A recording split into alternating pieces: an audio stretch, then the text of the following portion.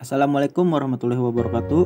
Saya Kiki Kurniawan dengan nomor induk 112111423 dari kelas K119 Manajemen Non-Reguler akan menjelaskan mengenai evaluasi tengah semester mata kuliah ekspor impor. Baik, langsung saja kita ke pembahasan materi. Salah satu aktivitas perdagangan internasional yang dilakukan antara negara adalah ekspor impor. Aktivitas ini menjadi penting karena saling melengkapi kebutuhan ekonomi. Secara sederhana, ekspor adalah kegiatan atau aktivitas mengeluarkan barang dari dalam negeri ke luar negeri dari mengikuti ketentuan dan peraturan yang berlaku. Kegiatan ekspor biasanya dilakukan suatu negara apabila negara menghasilkan produksi barang dalam jumlah besar dan kebutuhan akan barang tersebut sudah memenuhi di dalam negerinya, sehingga kelebihan barang tersebut dikirim ke negara lain untuk dijual. Orang lembaga yang menjual barang-barang ke luar negeri disebut sebagai eksportir. Namun eksportir diharuskan terdaftar secara resmi pada instansi pemerintah urusan perdagangan. Sedangkan impor adalah kebalikan dari ekspor. Impor adalah kegiatan membeli suatu produk atau barang dari luar negeri. Pada umumnya pembelian barang impor adalah barang-barang yang tak bisa diproduksi di dalam negeri. Orang atau lembaga yang mendatangkan barang impor disebut dengan importir. Tujuan ekspor yaitu mengontrol harga produk. Ketika sebuah wilayah mampu memproduksi barang hingga memenuhi kebutuhannya, maka sudah selayaknya wilayah tersebut mengekspor produk. Hal ini bertujuan agar wilayah tersebut mampu mengontrol harga produk, meningkatkan devisa negara. Ketika aktivitas ekspor mampu dilakukan oleh suatu wilayah, maka akan menambah kesempatan untuk meningkatkan investasi dan devisa negara, memperluas lapangan kerja. Adanya aktivitas ekspor membuat kemunculan lapangan kerja baru. Maka dari itu, dapat dikatakan bahwa aktivitas ini mampu menekankan angka pengangguran. Tujuan impor yaitu memenuhi kebutuhan dalam negeri. Hal pertama yang perlu diketahui dari tujuan impor adalah memenuhi kebutuhan dalam negeri. Tidak bisa dipungkiri bahwa ada sebagian produk di suatu wilayah yang mengalami kekurangan, maka dari itu perlu adanya impor dari wilayah lain. Memperkuat neraca pembayaran. Hal kedua yang patut diketahui adalah memperkuat neraca pembayaran. Adanya aktivitas transaksi berarti menandakan bahwa perekonomian wilayah sedang bergeliat. Memperoleh teknologi modern. Hal terakhir yang merupakan tujuan impor adalah mendapatkan teknologi modern. Tidak semua wilayah mampu memiliki teknologi yang mumpuni, maka dari itu transfer teknologi sangat berguna bagi suatu wilayah. Berikut ini contoh kegiatan eksim menurut PT United Steel Karawang. Langkah awal adalah sales contract. Hubungan antara pembeli dan penjual akan terhubung dengan surat persetujuan atau sales contract. Surat tersebut juga merupakan follow up dari purchase order yang diminta oleh pihak importir. Surat persetujuan tersebut berisi tentang persyaratan pembayaran yang akan dijual, misalnya harga, jumlah mutu, cara distribusi, dan sebagainya. Hal penting dasar yang perlu dilakukan oleh pembeli untuk pengisian aplikasi pembukaan terhadap pihak bank adalah sales contract. Ada beberapa yang harus dilakukan dalam proses sales contract, yaitu sebagai berikut. Pertama, promosi. Komoditas yang akan diekspor bisa dipromosikan melalui berbagai media promosi seperti majalah, koran, dan sebagainya. Promosi juga bisa dilakukan melalui lembaga-lembaga berhubungan ekspor. Misalnya adalah Ditjenpen, Kamar Dagang dan Industri, dan sebagainya. Inquiry. Importir akan mengirimkan surat permintaan kepada eksportir untuk suatu komoditas. Surat tersebut biasanya berisi tentang harga, waktu pengiriman, dan deskripsi barang. Overseas. Surat permintaan yang dikirim oleh importir kemudian akan dikirim oleh eksportir melalui overseas. Di dalam overseas ini akan terdapat keterangan yang sesuai dengan permintaan importir. Order sheet. Setelah itu importir akan mendapatkan penawaran dari pihak eksportir dan menganalisisnya. Jika sudah setuju, importir akan mengirimkan surat pesanan dalam bentuk order sheet atau purchase order kepada pihak eksportir. Kelima, sales contract. Eksportir akan mempersiapkan surat kontrak jual beli sell kontrak yang sesuai dengan data yang terdapat pada order sheet. Di dalam surat kontrak tersebut akan ada tambahan mengenai keterangan inspection clause dan force majeure clause. Sales kontrak kemudian akan didatangkan oleh eksportir dan dikirimkan kepada importir sebanyak rangkap 2.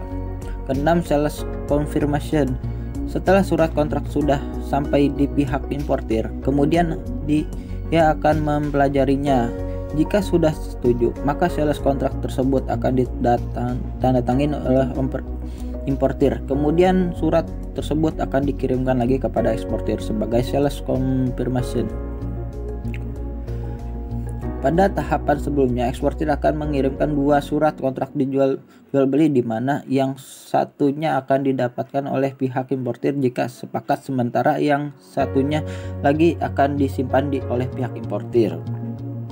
LC opening process atau LC letter of credit merupakan jaminan yang berasal dari pihak bank penerbit kepada eksportir. Jaminan tersebut sesuai dengan instruksi dari pihak importir untuk melakukan pembayaran dengan wilayah nominal tertentu. Pembayaran itu dilakukan dengan jangka waktu tertentu yang sesuai dengan penyerahan dokumen yang diminta oleh importir. Untuk proses LC bisa sendiri sahabat IO share bisa dilihat di bawah ini. Pertama, permintaan bank devisa. Pihak importir akan meminta bank devisa untuk membuka LC sebagai jaminan dana yang akan dibayarkan kepada pihak eksportir harus disesuai dengan kesepakatan yang tertera pada sales kontrak. LC yang dibuat adalah atas nama eksportir, orang atau badan lain yang ditunjuk oleh eksportir. Kedua, proses pembukaan. Proses pembukaan LC akan dilakukan melalui Correspondent Advising Bank yang berada di negara eksportir. Proses ini akan dilakukan dengan bantuan media elektronik. LC confirmation akan diteruskan kepada Advising Bank yang kemudian diserahkan kepada eksportir. Ketiga, pemeriksaan keabsahan LC confirmation. LC confirmation yang berasal dari opening akan diperiksa keabsahannya oleh Advising Bank.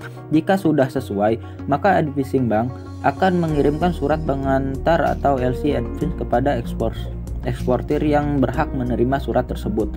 Advising Bank juga bisa berperan sebagai confirming bank yang diminta oleh opening bank untuk menjaminkan pembayaran yang sesuai dengan LC. Cargo shipment, tanda bahwa pihak eksportir telah mengirimkan barang kepada importir bisa diketahui dalam proses cargo shipment. Barang tersebut juga sudah sesuai dengan apa yang tercantum dalam LC. Tahap cargo shipment bisa Anda lihat di shipping booking. Shipment booking LC advance akan dijadikan acuan oleh eksportir untuk proses pengiriman barang, dan dia akan melakukan shipment booking kepada shipping company yang sesuai dengan sales kontrak. Setelah itu pihak eksportir wajib mengurus tentang pemberitahuan ekspor barang atau PEB di bea cukai. Pihak eksportir juga harus melakukan pembayaran pajak terhadap Advising Bank.